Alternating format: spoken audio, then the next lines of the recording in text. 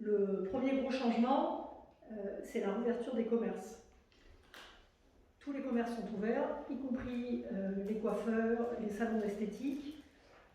Dès demain matin, ils ont la possibilité d'ouvrir et on a même souhaité leur donner la possibilité d'ouvrir dimanche. Les coiffeurs qui le souhaitent, les établissements commerciaux qui le souhaitent, dans le respect des règles du droit du travail qui imposent un certain nombre de dispositions particulières, notamment le volontariat pour les salariés pour l'ouverture de dimanche, ces commerces pourront ouvrir dès dimanche et j'ai pris un arrêté départemental qui permet que ce soit le cas. De la même manière, les marchés, dont on sait qu'ils étaient limités aux étals et au commerce alimentaire, pourront à nouveau accueillir des étals non alimentaires dès ce week-end, à condition de respecter un certain nombre de règles et de mesures barrières. Sur l'ensemble des marchés et des commerces, la condition qui a été posée par le gouvernement à la réouverture de ces établissements, c'est l'application d'un nouveau protocole sanitaire. Dans ce protocole sanitaire, il y a la règle de 8 mètres carrés par personne.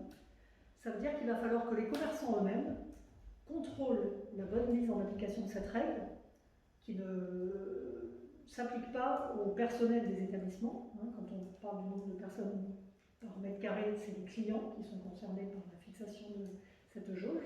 Et donc ça veut dire que les commerçants vont devoir contrôler et appliquer ces règles et que notamment les grandes surfaces, les supermarchés, toutes les surfaces commerciales supérieures à 400 mètres carrés vont devoir avoir des personnels dédiés au contrôle, au comptage et au filtrage à l'entrée de manière à garantir la bonne application de ce protocole. Ce protocole, ces mesures nouvelles vont faire l'objet de contrôles. Nous allons contrôler le respect des mesures par les commerces et nous allons continuer à contrôler l'ensemble de nos concitoyens qui se trouvent sur la voie publique, puisqu'il est important de rappeler à tout le monde que l'attestation demeure nécessaire et impérative si on ne veut pas être verbalisé.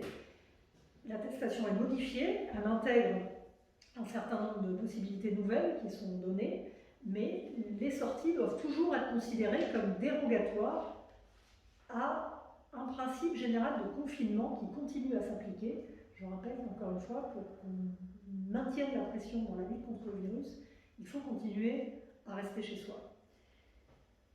Autre modification, les lieux de culte ont la possibilité de rouvrir à compter de demain dans une limite de 30 personnes maximum. Ça veut dire que des messes vont pouvoir se tenir avec 30 personnes maximum. La chasse est de nouveau possible.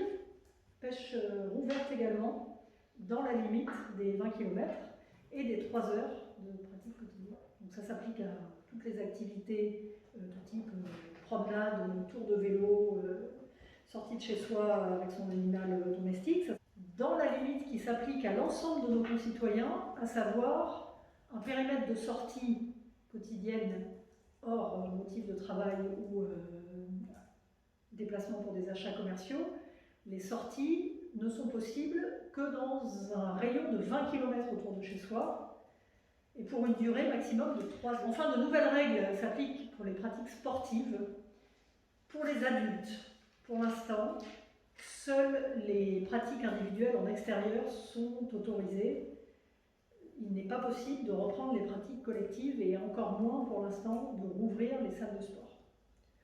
Pour les enfants, les pratiques collectives en extérieur sont possibles à partir de demain, c'est-à-dire que les clubs sportifs vont pouvoir reprendre les pratiques collectives dès demain, les entraînements, voire même les compétitions en extérieur. Nous espérons que la poursuite de la baisse de l'épidémie d'ici le 15 décembre permettra d'entrer dans une nouvelle phase à cette date qui sera annoncée par le gouvernement ou le président de la République et dans laquelle il est envisagé que les activités sportives collectives puissent reprendre dans l'ensemble de la population et pas seulement les enfants. Voilà pour ce nouveau cadre d'application dans le département de l'Indre-et-Loire comme sur l'ensemble du territoire national. Un dernier message pour inciter l'ensemble de nos concitoyens et des habitants de ce département à continuer à appliquer des règles les plus drastiques possibles de limitation des contacts sociaux. On a dit que l'épidémie baissait, on a dit que les taux d'incidence connaissaient une évolution favorable. Malheureusement, la mortalité continue à être forte dans notre département. Depuis le début de la deuxième vague, c'est-à-dire depuis le 1er septembre, 150 personnes sont décédées en Indre-et-Loire des suites du Covid. Sur la seule dernière semaine, les 7 derniers jours, c'est 48 personnes qui sont décédées dans les établissements hospitaliers ou dans les EHPAD du département d'Indre-et-Loire. À ceux qui pourraient penser que le Covid c'est fini, qu'on peut reprendre une vie et des contacts sociaux normaux, j'ai envie de passer ce message. Il y a dans notre département, potentiellement dans nos proches, dans nos familles, des personnes vulnérables, des personnes âgées. Ces personnes continuent à mourir du Covid. Si on veut les protéger, il faut continuer à appliquer le confinement, reprendre un certain nombre d'activités économiques, mais s'imposer à chacun la limitation des contacts sociaux.